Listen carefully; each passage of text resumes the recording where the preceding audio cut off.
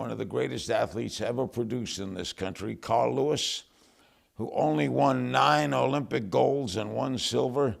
He has won world championship medals all over the world. And we call on him because of the postponing of the Olympics for another year. Carl, what did you make of that? Well, hey, first of all, thank you, Larry. Thank you for the introduction. I'm actually pretty pleased with the way things work. This is an unprecedented time in our world. I think we have to focus on what's best for each individual and the athletes and the people and their safety and health. But what I liked about it is how the federations, the athletes, they all had a voice. And I think it's something that they're at peace with. As many people may remember, I was on the 1980 Olympic team that boycotted Russia, Moscow, and we had no voice. And there was nothing that we had ability to say about it. So it was very frustrating. So I think this process has gone well. I really think that we have to applaud Japan. It is a massive undertaking to change the games. We all love that country, look forward to going there next year. And I'm happy that we're able to keep the games and not cancel it. Do you think it should be postponed now for 4 years? Larry, no, I think taking it 1 year is the right decision, because if you postpone for 4 years, you're basically canceling it. And I think that's a difficult thing to do for all these athletes who've worked their entire lives. And many of them may have one more shot, maybe 1 or 2 years left. So I think this is the right decision to delay it a year so that we still have the other Olympics in 4 years. What is it like, Carl, for an athlete to shut down?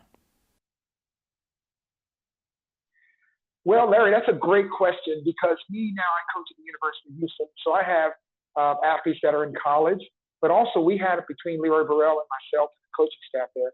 We had about 15 athletes that were preparing for the Olympics. So we're trying to figure that out now, because we don't want to go into off season, because that case, we're going to have a longer off season we've ever had. So we're actually putting together what we need to do right now.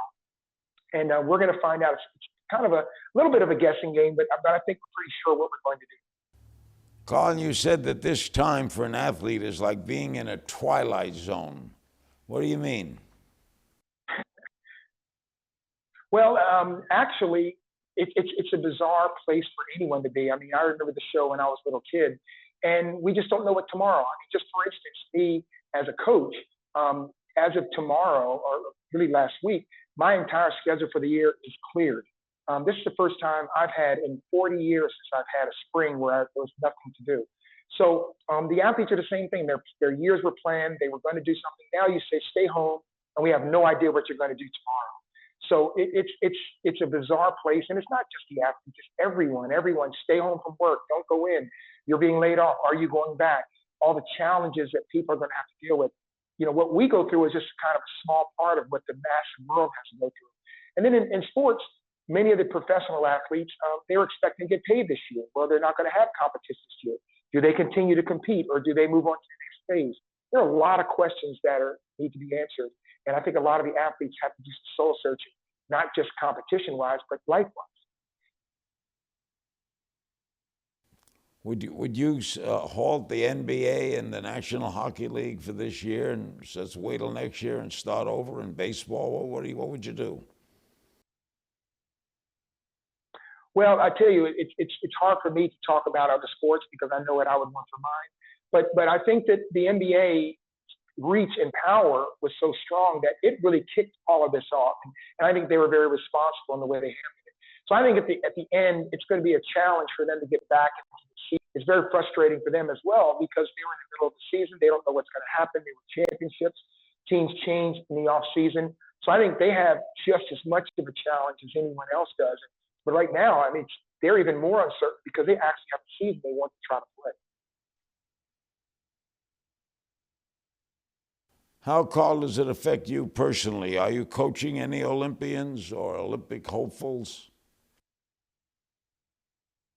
Yeah, well, it affects me actually pretty dramatically, because if you look at the way our season is, our college season ended last week.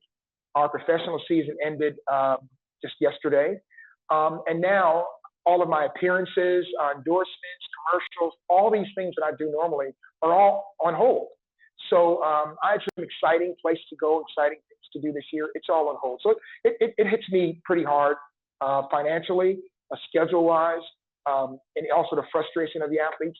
But I look at the challenge that I have to go through as nothing compared to the vast majority of people that are being laid off or losing their jobs, or those kind of things happen. So pity nothing for me. I hope that I can do something to help support the other people that really have a challenge in and outside of sports.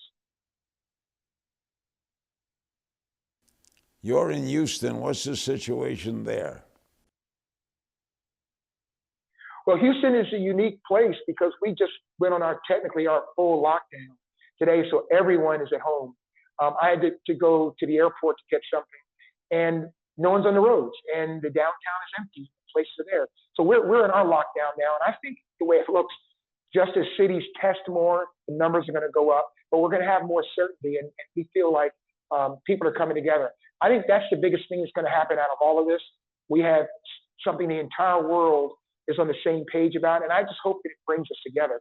It doesn't matter race, gender, sexual identity, country, anything. Everyone is going through the same thing together. So I think that we're going to have to come together, and I hope we come on the backside a much more, comfortable, loving, caring nation and world. Carl, thank you so much. You're a great athlete, a great credit to this country, and stay well. Thank you very much. I'm staying in. You too. Great seeing you and great talking to you.